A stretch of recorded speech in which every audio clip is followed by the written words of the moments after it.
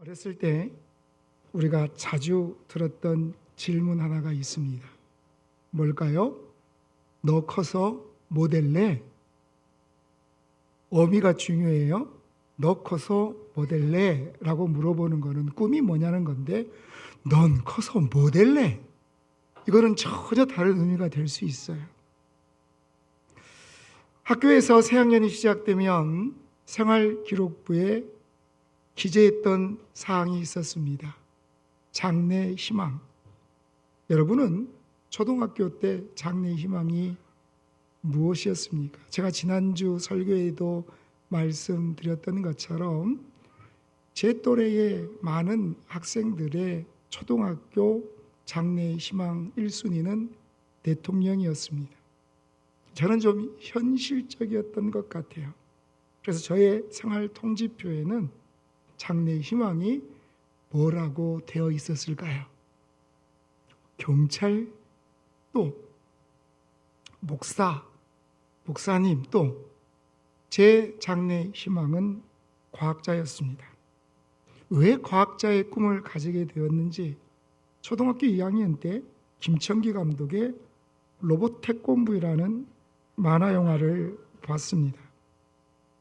지금처럼 영화관에서 본 게 아니라 광주 실내체육관에서 수천 명의 아이들이 들어가서 그 영화를 볼 수 있었습니다. 여러분, 이 로봇 태권부이가 악당을 물리칠 때마다 많은 아이들이 막 손뼉을 치면서 환호를 했습니다. 그때 저는 결심했습니다. 나도 다른 사람들을 도와주고 다른 사람들에게 이렇게 박수받는 그런 과학자가 되겠다. 그때만 해도 TV를 틀면 마징가 제트를 필두로 수많은 로봇들을 만날 수 있었기 때문에 저에게 과학자는 자연스러운 목표였던 것 같습니다. 그렇다면 여러분은 장래 희망란에 무엇을 기록하셨습니까? 그리고 그 장래 희망이 지금 이루어져 있습니까? 누구나에게나 어렴풋이 기억나는 장래 희망이 있습니다. 오랜 시간이 지난 지금 그때의 바람과 전혀 상관없는 모습이 내가 되었다 할지라도 분명 우리는 내가 커서 어른이 되면 이런 것을 하고 싶다 하는 일들이 있었을 것입니다. 과학자가 되기 위해, 대통령이 되기 위해 상상하고 꿈꾸며 노력했습니다. 그런데 지금 여러분이 꿈꿨던 그 일들이, 그리고 지금도 여전히 그 일들을 향하여 여러분은 달려가고 계십니까? 아니면 언제인가부터 그 길에서부터 점점 멀어나더니 나하고는 전혀 상관이 없는 그런 꿈이 되어 살아가고 계십니까? 혹시 여러분은 길을 가다가 길을 잃어버린 적이 있으십니까? 등산을 하는데 분명히 올라갈 때는 앞에 표지판도 있고 사람들이 발자국도 있고 열심히 잘 올라갔는데 내려오다 보니까 길이 막 갈라져요. 그래서 무심코 한 길을 갔는데 계속해서 시간이 지나도 그 자리만 맴돌 때 우리는 두려움을 느껴봅니다. 여러분이 처음 가는 곳에 내비게이션이 갑자기 목통이 되면 잘 가고 있던 차가 뭐라 그래요? 경로를 재탐색합니다 라는 소리가 계속 들리면서 내가 지금 어디로 가야 되는지, 약속 시간은 다가오는데 내가 그 시간에 들어갈 수 없을지 모른다는 그런 생각들이 우리에게 찾아올 때 때로는 등에 식은땀이 날 때도 있다는 것입니다. 이렇게 우리는 살면서 어쩌면 많은 시간들을 길을 잃고 살았을지 모릅니다. 그런데 여러분, 정말 두려운 것은 내가 산에서 길을 잃은 것도 도로에서 길을 잃은 것도 아닙니다. 정말 두려운 것은 내 인생의 방향, 내가 왜 살아가는지, 무엇을 위하여 달려가는지를 잃어버리는 때라는 것입니다. 특별히 하나님의 자녀인 우리들에게는 하나님께서 우리에게 허락하신 사명, 내가 예수님을 믿고 난 이후에 하나님께서 내게 허락하신 또 다른 꿈을 잃어버렸을 때, 그때가 우리를 가장 두렵게 하는 순간인 것을 우리는 너무나 잘 알고 있습니다.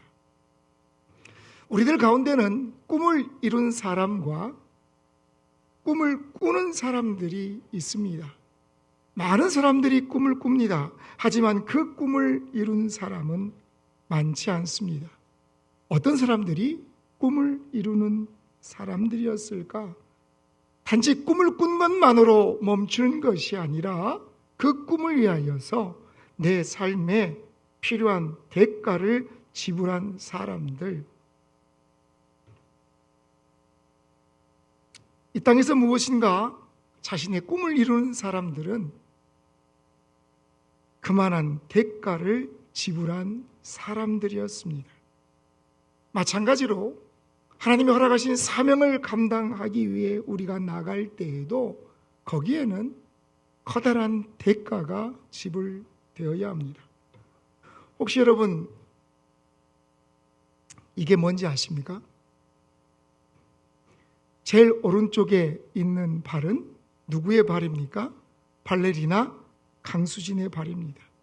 세상에서 가장 아름다운 발이라는 제목이 붙어 있는 그런 발이었습니다. 그런데 실제를 보면 굳은 살과 상처로 뒤덮여 있는 발입니다. 가운데에 있는 이 왼쪽 손가락은 바이올리니스트 유시연의 왼쪽 손가락입니다. 이게 우리가 그림으로 봐서 한눈에 안 들어오지만 얼마나 그 손가락, 왼손가락이 닳았든지 다른 사람들보다 반 마디 정도가 더 없어 보인다라고 이야기합니다.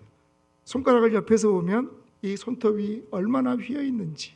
왜 그랬을까요? 수십만 번 바이올린의 현을 누르는 그 시간만큼 그 모든 노력이 그 손가락에 새겨져 있기 때문입니다.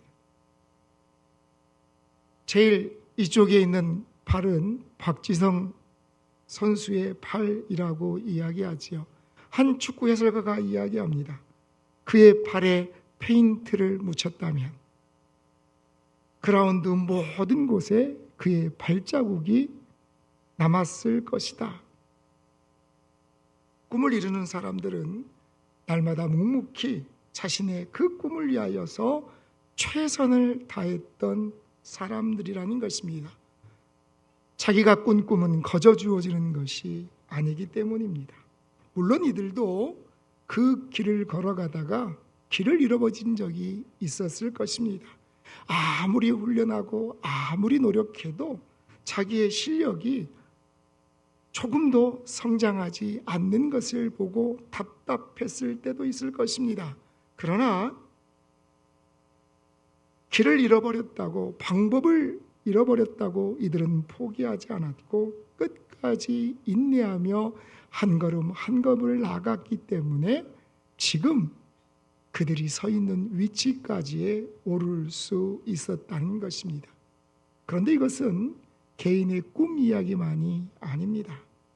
성경에서도 꿈을 향하여서 하나님이 허락하신 사명을 향하여서 끊임없이 걸어갔던 사람들의 이야기들이 우리에게 많이 증거되고 있습니다. 이스라엘 백성들에게는 꿈이 있었습니다. 그들이 애굽의 노예 생활을 통하여서 너무나 힘들고 어려웠을 때에도 그들의 조상인 아브라함의 하나님, 이삭의 하나님, 야곱의 하나님께서 그들에게 약속하셨던 그 약속의 꿈이 그들에게 있었습니다. 젖과 꿀이 흐르는 가나안 땅으로 그들을 다시 돌아가게 할 것이라는 하나님의 약속에 대한 꿈, 그리고 그곳에서 그들이 하나님을 마음껏 찬양할 것이라는 그 꿈이 그들에게 있었습니다. 그런데 그 꿈은 결코 쉽게 이루어지지 않습니다. 430년이라는 시간 가운데 많은 시간을 그들은 노예의 모습으로 살 수밖에 없었습니다. 하나님이 이스라엘 백성들을 애굽에서 탈출시키실 때에도 10가지의 기적을 보여주셨어야지만 겨우 그곳에서 탈출할 수 있었을 만큼 그들의 길은 결코 쉽지가 않았습니다. 그리고 다시 그들이 광야에서 보냈던 40년의 시간, 불순종의 대가로 그들은 또다시 광야에서 40년을 보내면서 하나님이 그들에게 허락하셨던 그 사명의 꿈이 이루어지지 않는 것 같은 그런 시간들을 보냈습니다. 그들이 마침 요단강 앞에 서서 이제 저 요단강만 건너면 그렇게 꿈에 그리던, 그리고 그들의 가슴속 깊이 새겨있는 그 사명이 이루어질 수 있음을 그들이 만나게 되었지만, 또 그들 앞에는 무엇이 버티고 있었습니까? 또 다른 장애물이 그들에게 가나안을 향하여 들어가는 길을 막고 있었다는 것입니다. 요즘에 그 비가 오면 중간이 없어요. 오든지 안 오든지, 오면 쏟아지든지 아니면 그냥 안 오든지 둘 중에 하나지, 적당히 오는 비가 없는 것을 우리는 보고 있습니다. 어제 서울을 올라갔잖아요. 예식장 두 곳을 들려서 내려오는데 한강물이 얼마나 불어났는지, 전날 뭐가 왔다는 거예요? 비가 왔다는 거예요. 아니, 아침까지 비가 엄청 쏟아졌다는 거예요. 그래도 어제 결혼을 하는 두 가정을 위해서 비가 잠깐 멈춰주는, 또 그걸 보면서 감사함을 느꼈는데, 여러분, 비가 막 쏟아지면 요즘에는 운전하기가 좀 두려워요. 이게 어느 정도 쏟아지는 게 아니라 앞을 볼 수 없을 만큼 비가 쏟아집니다. 그러면 평상시에 잔잔히 흐르던 냇가도 흙탕물을 일으키면서 얼마나 많은 물들이 흘러가는지 모릅니다. 이스라엘 백성들이 요단강 앞에 서 있을 때에 그들이 바라보았던 모습이 바로 그런 모습이었다는 것입니다. 강둑까지 물이 차서 도저히 사람들이 자기 힘으로는 그곳을 건널 수 없을 그런 또 다른 어려움이 그들 앞에 놓여졌습니다. 여러분, 그때 그들은 그 요단강 물 앞에서 어떻게 반응했을까요?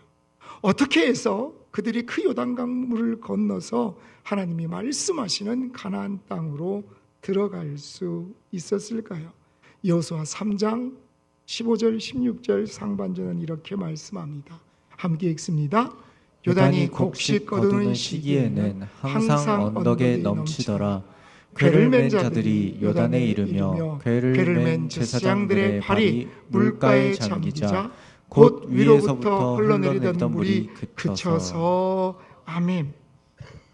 그들 앞에 도저히 사람의 힘으로 건너갈 수 없는 그런 강물이 흘러갈 때에 그 강물을 향하여 하나님의 말씀을 믿고 순종하던 제사장들이 언약궤를 가지고 그 강물에 발을 닿는 순간 그 거세게 흘러넘쳤던 그 강물이 멈추고 위로 올라 쌓였다고 성경은 증거하고 있습니다.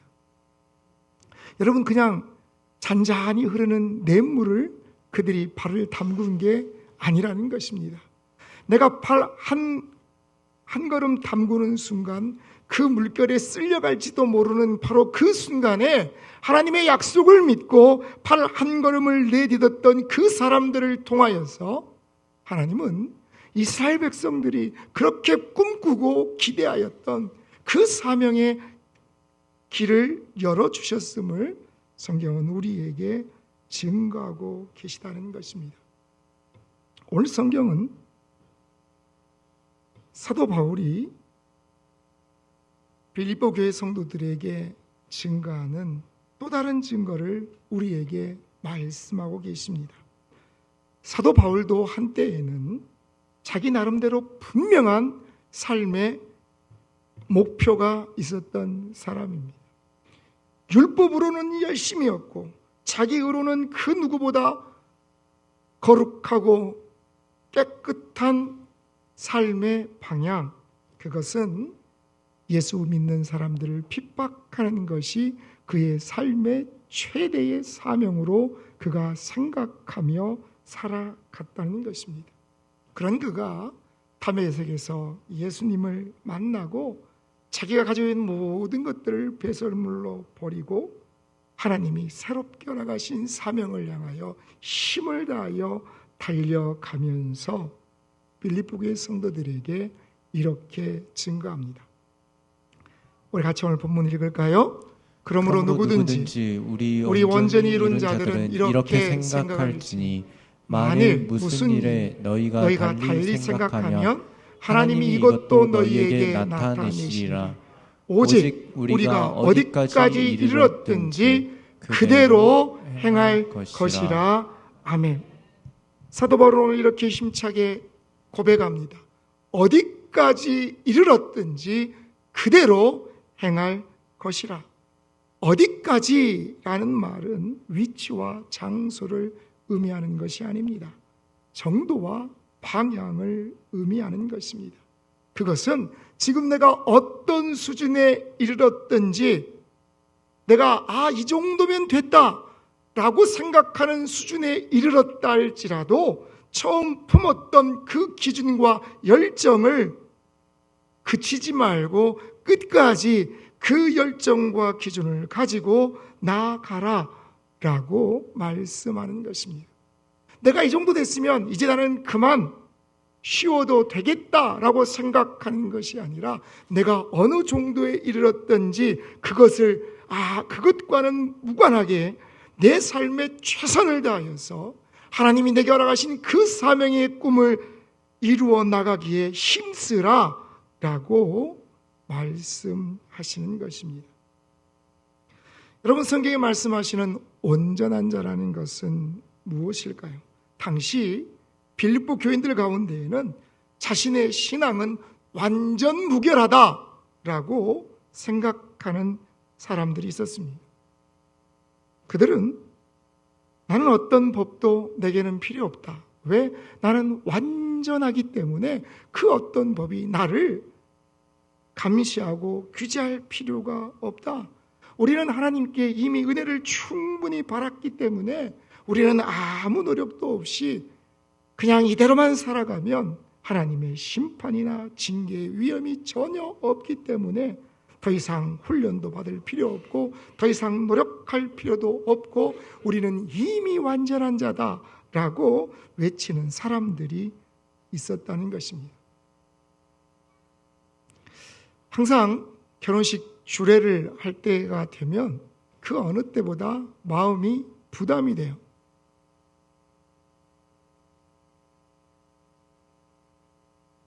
제가 우리 아내를 만난 지 13,448일째 되는 날인데 여러분, 그런 생각이 들어요.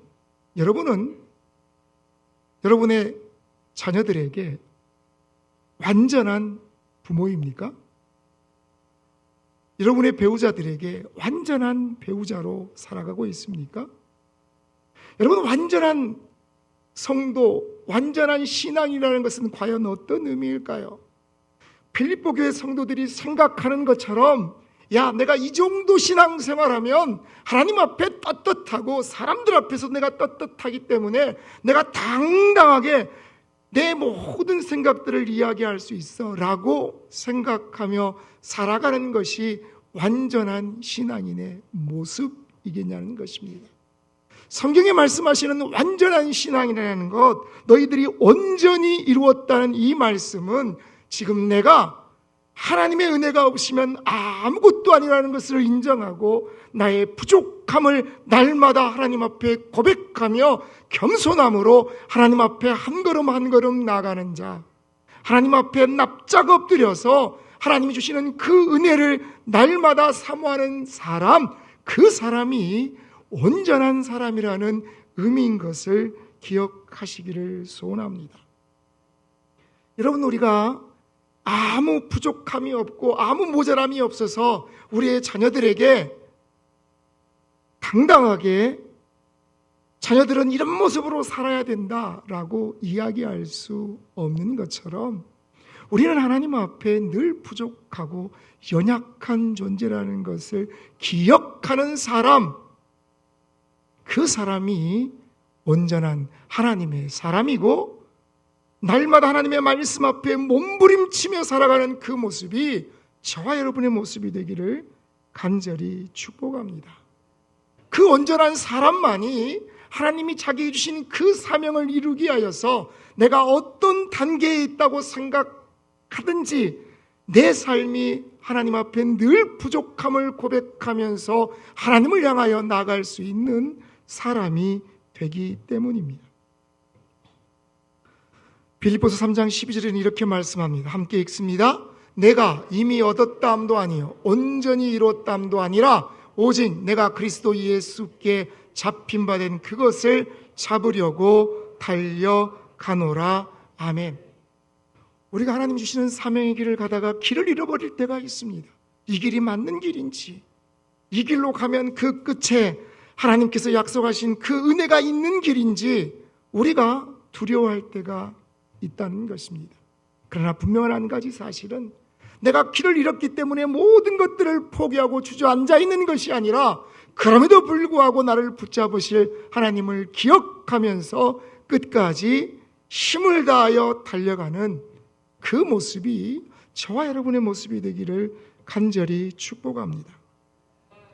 혹시 여러분은 해외여행을 가든지 아니면 여행을 갈 때 길을 잃어버린 적이 있습니까? 특별히 해외여행을 가면은요, 그 인솔자가 뭘 하나 딱 들고 가요?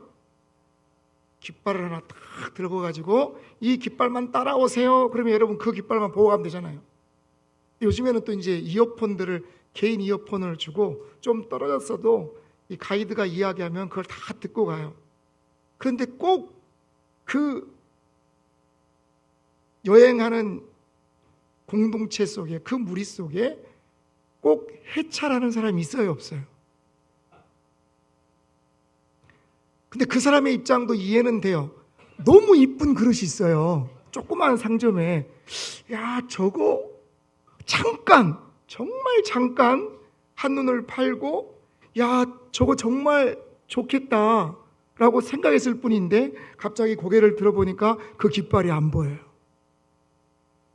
한 번도 와본 적 없는 곳, 내가 알지도 못하는 사람들, 말도 안 통하고 로밍도 안 해갔어. 전화도 안 되는데 그곳에 있는 사람의 마음이 어떻겠냐는 거예요. 저는 그 사람의 마음을 너무 잘 알아요. 제가 그래봤기 때문에. 얼마나, 야, 이거 민폐잖아요. 얼마나 마음이 두근두근합니까? 여러분, 우리가 때로는 길을 잃어버리는 순간들이 찾아온다 할지라도 나를 향하여서 비난과 조롱의 소리가 들려오는 그때가 된다 할지라도 사방에 막혀 있고 내가 갈 그 길이 어딘지가 보이지 않는다고 할지라도 우리가 한 가지 기억해야 할 것이 있습니다. 요즘에 이어폰에는 아주 좋은 기능이 있어요. 노이즈 캔슬링이라는 기능이 있어요. 어떤 기능이에요?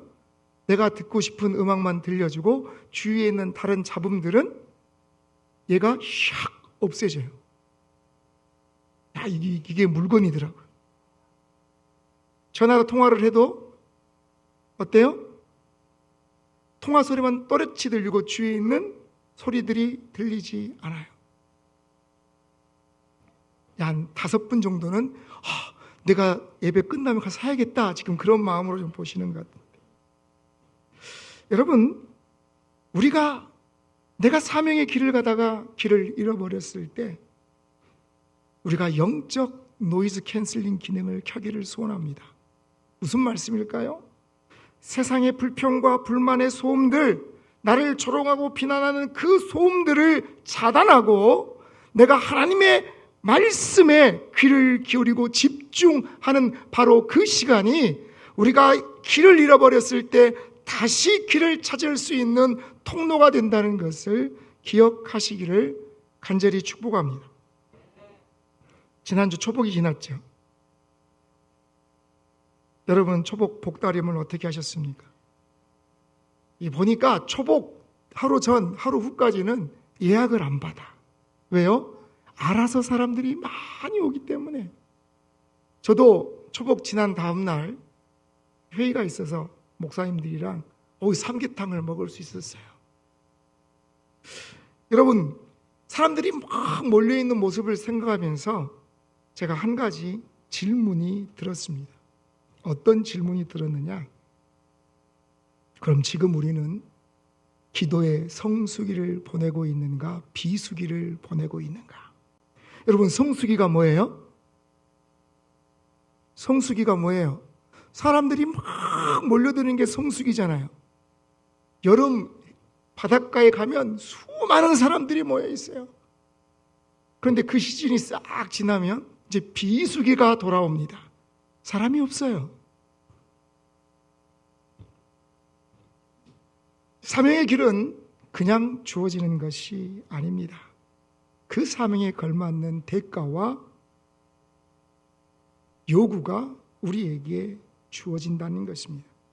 그렇다면 우리가 하나님이 내게 허락하신 그 꿈과 사명을 이루기 위하여 지불해야 할 대가는 무엇일까? 그것은 우리의 기도의 눈물이며 기도의 무릎입니다. 우리가 하나님 앞에 눈물을 뿌릴 때에 그 눈물의 씨앗들이 하나님 주시는 그 시간에 아름다운 열매로 맺혀질 줄 믿으시길 바랍니다. 요즘에 밤에 더우시죠? 여름밤은 잠자기가 참 힘든 그런 시간들인 것 같아요. 저도 요즘에 저녁에 잠을 잘 때 몇 번씩 깨는데 참 힘겨운 여름들을 우리가 보내고 있는 것 같습니다. 그럴 때 슬며시 우리에게 찾아온 것이 있는데 바로 기도의 비수기가 찾아오고 있습니다. 우리는 생각합니다. 날이 더우면 더워서 비수기, 날이 추우면 추워서 비수기, 일이 바쁘면 바빠서 비수기. 우리는 늘 비수기의 이유를 찾습니다. 기도의 자리에 모이는 발걸음이 점점 줄어들고, 아니 어쩌면 기도를 해야 할 필요가 우리의 삶에서 희미하게 사라져버립니다. 기도하면서도 정작 그 기도에 응답하실 하나님을 기대하지 못하고 우리에게 다시 부어주실 하나님의 부흥을 사모하지도 않게 되는지 모릅니다. 사랑하는 성도 여러분, 그렇다면 우리의 삶에 기도의 성수기는 언제 올 수 있을까요? 우리가 사명의 길을 향해 가다가 길을 잃어버렸을 때, 내 길 앞에 버티고 있는 장애물을 만났을 때에 막다른 길에 막혀서 더 이상 한 걸음도 나가지 못할 그때에 하나님 앞에 기도의 성수기를 회복하는 우리가 되기를 간절히 축복합니다. 우리가 새벽을 깨우며 기도할 때에 하나님께서 내게 약속하신 그 약속의 말씀이 반드시 이루어질 것을 확신하며 나가기를 소원합니다. 여러분이 하나님 앞에 기도하는 그 기도의 제목이 그냥 내가 기도하고 그 기도가 흩어지는 것이 아니라, 내가 기도할 때에 하나님께서 하늘의 문을 여시고 내 기도에 귀 기울이셔서 그 기도에 응답하실 하나님을 기대하는 우리가 되기를 간절히 축복합니다. 우리가 기도의 성수기를 통하여 응답의 성수기를 경험하는 우리 모든 성도들이 되기를 주님의 이름으로 간절히 축복합니다. 우리가 길을 잃었다고 생각될 그때에 아프리카 선교의 아버지라고 불리는 리빙스턴의 생애를 다시 한번 기억하기를 원합니다. 그가 아프리카에서 16년 동안의 사역을 마치고 잠시 조국인 영국으로 돌아간 적이 있습니다. 그때 글래스고 대학교에서 그에게 명예법학 박사 학위를 수여하는 행사가 열렸습니다. 사람들은 오랜 세월 아프리카 오지에서 사역하면서 건강을 잃은 그에게 이제는 귀국해서 남은 인생을 좀 편하게 보내라고 권면합니다. 강단에 오른 리빙스턴은 자기는 다시 아프리카로 돌아갈 것임을 이야기하면서 이렇게 말합니다. 처음 영국을 떠나 아프리카로 출발할 때부터 지금까지 저를 한결같이 지켜준 성경 말씀이 있습니다. 그것은 마태복음 28장 20절입니다. 내가 너희에게 분부한 모든 것을 가르쳐 지키게 하라. 볼지어다 내가 세상 끝날까지 너희와 항상 함께 있으리라. 하나님이 함께 하시겠다는 약속이 있는 한 저는 언제까지나 아프리카를 섬길 것입니다. 그 후 리빙스턴은 1873년 5월 1일 잠비아에 있는 앵윌루 호수 근처의 한 텐트에서 생을 마감합니다. 침대 옆에 무릎을 꿇고 기도하는 자세로 숨진 그의 마지막 일기에는 이렇게 기록이 되어 있었습니다. 나는 그분의 약속을 믿는다. 그분은 나와 함께 하겠다는 약속을 지키실 것이다. 더 이상 수고하지 않아도 되는 그 편안한 출구가 열렸음에도 불구하고 그는 다시 미로와 같은 아프리카로 돌아갔습니다. 그가 끝까지 붙잡았던 것은 그의 의지나 사명감이 아니라 하나님의 한마디 약속이었다는 것입니다. 사랑하는 성도 여러분, 하나님이 우리에게 허락하신 사명의 길을 가다가 때로 우리가 길을 잃었다고 생각될 때가 있습니다. 아무리 헤매어도 출구가 보이지 않는 미로를 만날 때가 있다는 것입니다. 그때 하나님이 내게 사명을 주시면서 약속하셨던 그 약속이 무엇인지를 다시 한번 기억하시기를 소원합니다. 아프리카 작은 텐트에서 무릎을 꿇고 기도하는 자세로 그의 삶의 모든 마지막 순간을 마치는 리빙스톤의 고백처럼 나는 그분의 약속을 믿는다. 그분은 나와 함께 하시겠다는 그 약속을 지키실 것이다. 내가 길을 잃어버린 것처럼 느끼는 바로 그때에도 처음 하나님께서 내게 허락하셨던 그 사명의 약속을 우리가 다시 한번 돌아보기를 소원합니다. 그리고 모든 사람들이 무더위 때문에 지쳐가는 이 계절에 우리는 더 깨어서 하나님 앞에 하나님 우리가 기도의 성수기를 하나님 앞에 보내게 하여 주옵소서. 응답의 성수기를 보내게 하여 주옵소서. 간절함으로 한 마음으로 하나님 앞에 나갈 수 있는 우리 모든 성도들이 되시기를 주님의 이름으로 간절히 축복합니다.